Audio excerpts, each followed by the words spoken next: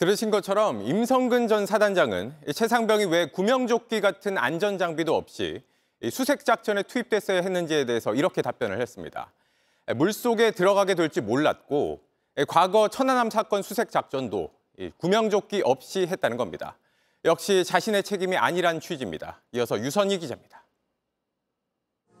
임성근 해병대 1사단장은 지난해 7월 26일 해병대 수사단 조사 당시 딱 한 번 답을 하지 못했습니다. 수사관이 병사들이 안전장비 없이 위험한 강물 속에서 수색하는 장면이 보도된 뒤 부정적인 여론이 생긴 것에 대해 어떻게 생각하냐고 묻자 깊은 한숨만 쉬고 답을 하지 못했다는 겁니다. 하지만 다음 질문엔 답을 했습니다. 물속으로 들어가지 말라고 몇 번이나 강조했으면 안전장비 대책도 준비했어야 하지 않냐고 묻자 실종자 수색이 육상에서 진행된다고 보고를 받아서 물속에 들어간다는 건 예측하기 힘들었다고 했습니다. 그리고 내가 2010년 백령도 해변에서 천안함 잔해수거를 위한 수색 작전을 했었는데 그때도 구명조끼나 안전장구를 착용하고 수색 정찰을 한 사례는 없었다고도 했습니다.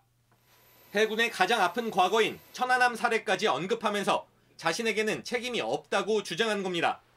2010년 천안함 잔해수거와 2023년 내성천 포구 실종자 수색은 장소와 위험도 면에서 큰 차이가 있기 때문에 임 사단장의 천안함 사례 진술이 적절한지도 의문입니다. 임 사단장은 이날 최후 진술에서도 안전 얘기를 했습니다. 나는 이번 작전의 핵심이 첫째도 안전, 마지막도 안전이다. 안전이 알파요 오메가라고 강조했다면서 다시는 이런 사고가 나지 않도록 관련 시스템과 매뉴얼을 정립하고 보완하겠다고 말했습니다. 자신은 잘못한 게 없기 때문에 남아서 뒷일을 잘 챙기겠다는 겁니다.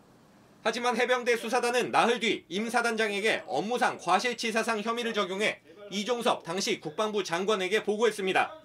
이를 결재했던 이 장관이 다음 날 이첩 보류를 지시하면서 수사 외압 의혹이 불거졌습니다. JTBC 유선입니다. JTBC 뉴스를 시청해 주신 여러분 고맙습니다. 저희는 저녁 6시 50분 뉴스룸에서 뵙겠습니다.